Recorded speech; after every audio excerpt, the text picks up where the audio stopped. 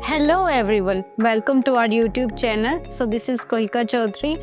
Today in this module we'll be discussing about the change of state, solid से liquid, liquid से gas कैसे changes आते हैं and kinetic theory of matter.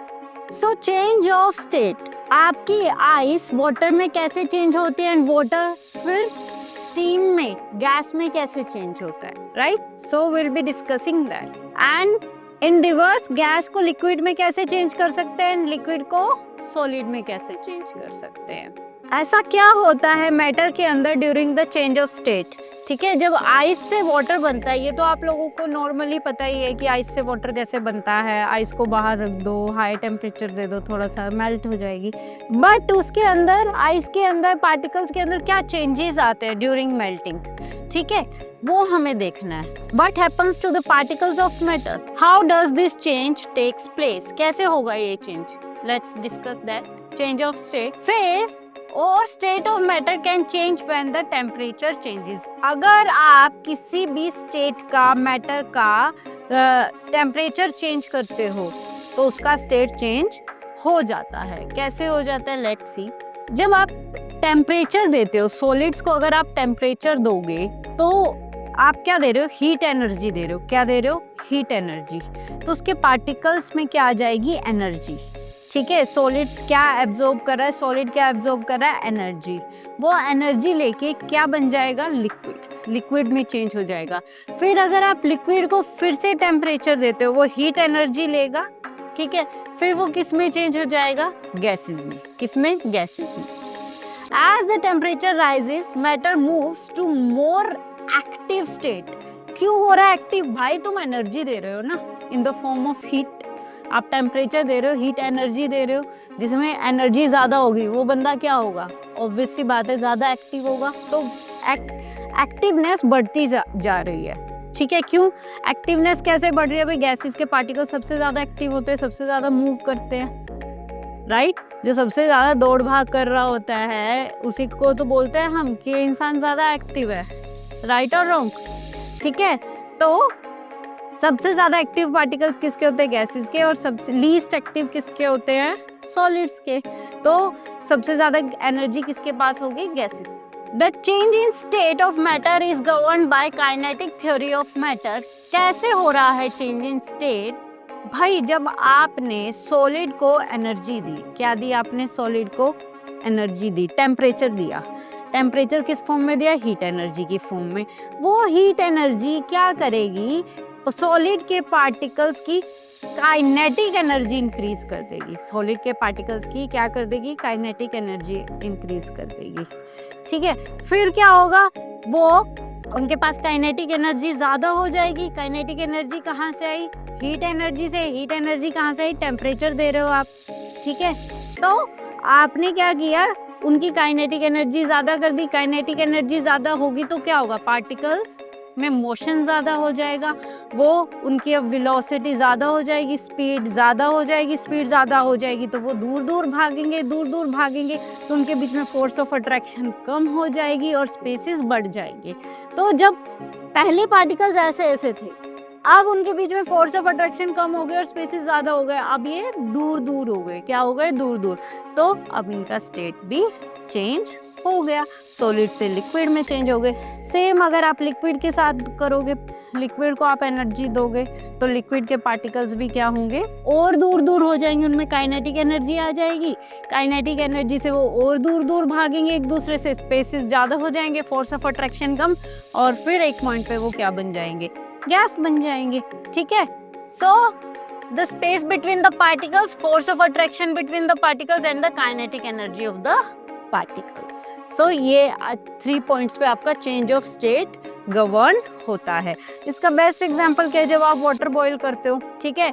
जब आप water boil करो, अब घर पे अगर कभी गैस के ऊपर आप फ्लेम के ऊपर वाटर रखो तो क्या होगा, आप उसमें ना वाटर के पार्टिकल्स को मूव करते हुआ दिखते हो, नीचे से ऊपर तक आ रहे होते हैं, ठीक है? उसमें बबल्स हो रहे, बबल्स दिखते हैं आपको, ठीक है। तो बबल्स क्या कर रहे हैं, वो उसके पार्टिकल्स पहले तो ऐसे नहीं थे, आपको पहले तो बबल्स नहीं दिख रहे थे, बट जैसे ही उन्हें एनर्जी मिली, हीट एनर्जी, उस हीट एनर्जी ने क्या किया, वाटर के पार्टिकल्स को काइनेटिक एनर्जी दे दी, तो फिर वो बबल्स की फॉर्म में मूव करने लगे। ठीक है, फिर आप और देते रहोगे, एक टाइम पे वो क्या बन जाएगा, स्टीम बन जाएगा, गैस बन जाएगा। ठीक है, सेम चीज हम डिस्कस कर चुके हैं। अगर आप आइस को रखोगे तो ऐसा स्ट्रक्चर होता है सॉलिड का। ठीक है, particles are very very much close to each other. As the temperature rises, तो सॉलिड से लिक्विड पार्टिकल्स थोड़े दूर दूर हो गए, क्योंकि उनमें क्या आ गया भाई, काइनेटिक एनर्जी आ गई पार्टिकल्स के बीच में, हीट एनर्जी की वजह से वो दूर दूर भागने लगे, तो स्पेसेस ज्यादा हो गए,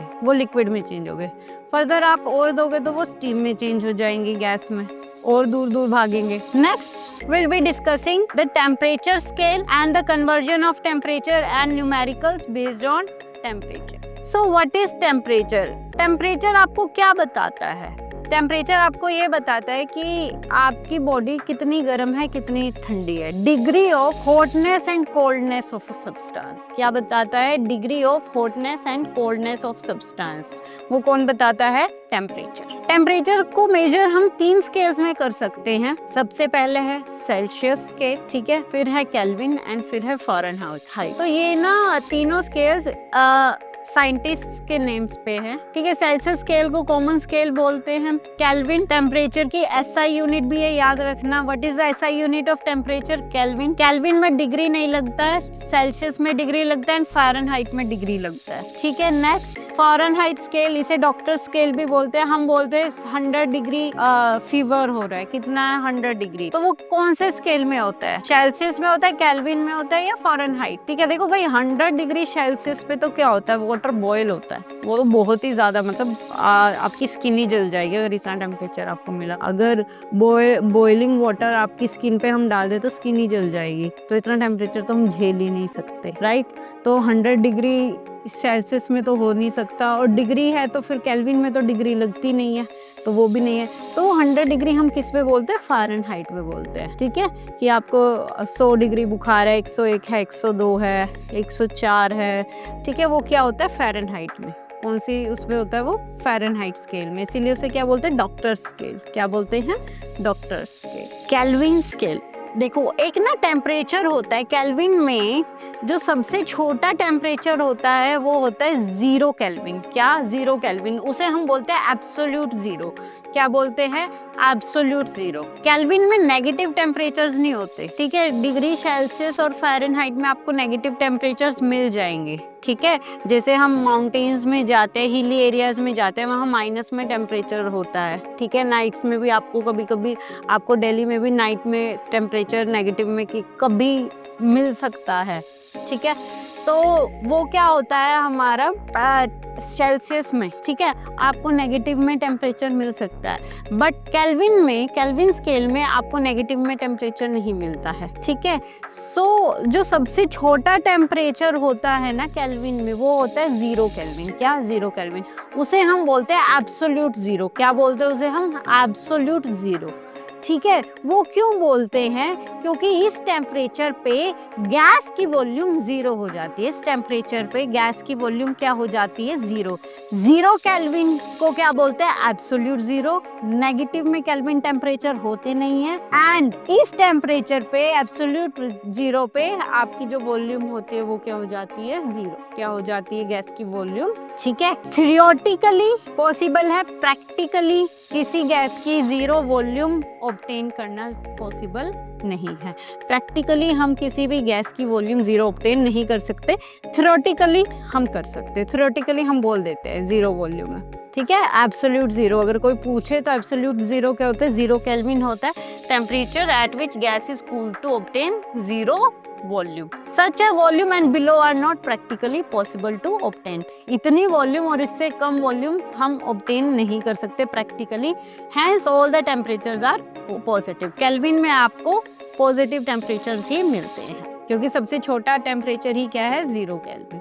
अब अगर कन्वर्जन आ जाए kelvin to degree Celsius, kelvin to Celsius, अगर आपको केल्विन को सेल्सियस में चेंज करना है तो आप कैसे करेंगे? अगर आपको केल्विन और सेल्सियस में कन्वर्जन आ जाए, कितने डिग्री सेल्सियस को केल्विन में चेंज करो, कितने केल्विन को डिग्री सेल्सियस में चेंज करो, तो आप कैसे करेंगे? सो बट पर्टिकुलरली ये फॉर्मूला होता है kelvin is equals to 273 plus जितने डिग्री सेल्सियस है, ठीक है।